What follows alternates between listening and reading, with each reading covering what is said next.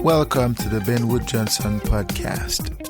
You can visit Dr. Johnson's blog at benwoodpost.com. Dr. Johnson's works can be found at drbenwoodjohnson.com. You can also support Dr. Johnson on Patreon, the link to which is in the description.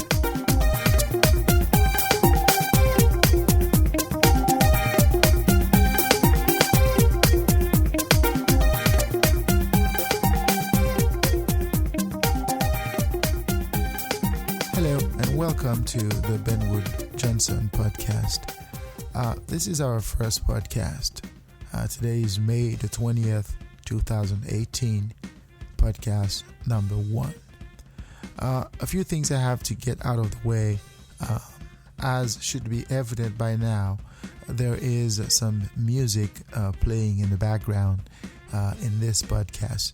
It is going to be the same for subsequent podcasts. All my podcasts will have some music playing in the background.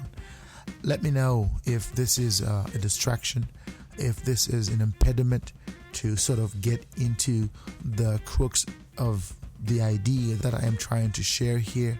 So let me know if this is a problem. So if you find the music somewhat distracting, so let me know. I will make sure that I get rid of this in subsequent podcast. Today we're going to be talking about technology. It is a 6-part series where I introduce the concept in terms of what is technology. And I sort of talk about the purpose of technology. I examine the degree to which technology is an illusion in society, how society is restricting technology, and how technology is also limiting society. And we're going to talk about the role of nature in technology. So this is the first installment, and it sort of introduces the topic. So again, it is a pre-recorded session, so it's going to start on its own. So without further ado, let's get to it.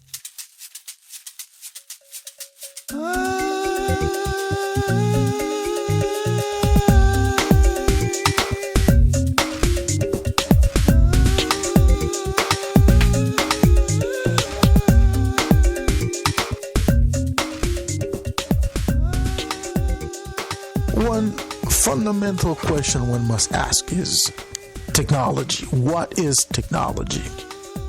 And within the context of the development of humanity, with the progress, with the advancements of humanity, what is technology? Now, technology, the term itself, is not something that was created to explain certain things in society that were like invented by man. Okay? Technology in itself is the notion of having or possessing techniques. And the word techniques, or technique in French, is a word that implies what is also known in French as a savoir-faire. And this word in and of itself is a word that explains certain conduct, certain behavior in terms of how the entity that is within nature can interact within his or her or its nature. So in other words, nature in it of itself has obstacles for the human beings or the entity within nature, okay? But those obstacles are not insurmountable. In other words, these obstacles are not challenging to a point where one can never overcome them, okay? And within the context of survival, every individual, every entity within nature is equipped with the savoir-faire to deal with nature, or to deal with the elements of nature. That savoir-faire, which is unique to the individual, is what nature considers as technique. For example, every human being has to be able to exist. And the existence of the human being as an entity is incumbent upon his or her capacity to subsist. And his or her capacity to subsist depends on the tools and techniques that he uses to subsist. Okay? And that's when technology becomes an important tool, an important element in the being in itself, because being, as we've talked about before, requires two elements.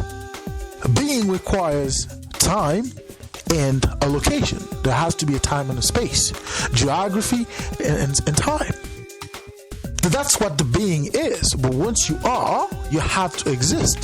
And existing is this constance between subsisting and being. That's what existing is, because existing is in the middle between subsisting and being. So when you are, but you can only exist if you subsist. But in order to subsist, nature gives you an element. As I said, every human being is equipped with certain tools. Now, those tools are not inherent in the individual. In other words, the individual does not have the tool within him or herself. Those tools are readily available, but the individual has to come up with them. The individual has to find a technique, a savoir-faire, to discover those tools, because those tools are there. But the individual has to come up with them. Okay? So in that sense, the whole notion of technique implies that every individual has the capacity to develop techniques to subsist. For example, one of the conditions for subsistence is, within the context of human beings, is the capacity to eat.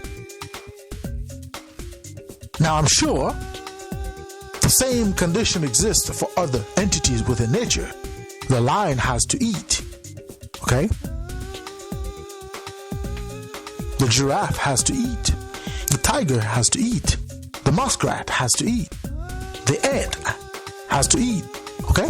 So every entity, the flower has to eat. The bees have to eat. So every entity within nature has to subsist. And that subsistence is incumbent upon the tools and the techniques. Because you cannot have tools without techniques, and you cannot have techniques without tools.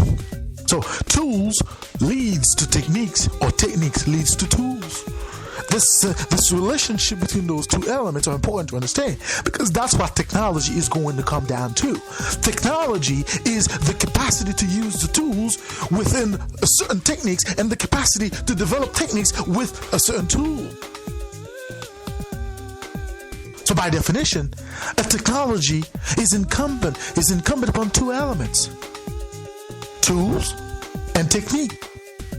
And once you have the tool and you have the technique to create the tool, or to make the tool work, or to advance the tool, then you have technology. Technology in and of itself is something that, over time, human beings have developed to subsist.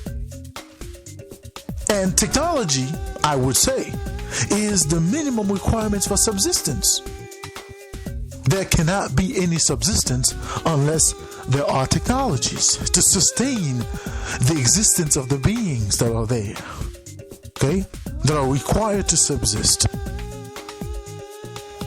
The human being has to eat.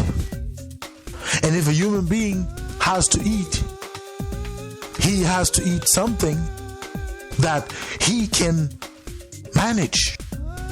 Okay? Human beings cannot eat trees. That doesn't necessarily mean that they could not eat trees naturally. It's just we don't have the tools to eat trees. We do not have the techniques to eat trees.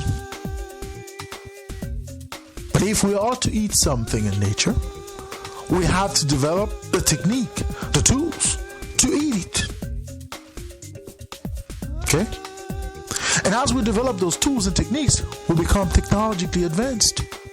Because every generation finds a better way to improve a tool, to improve a technique that was there before them. There was a time when people used bow, arrows to kill animals to survive.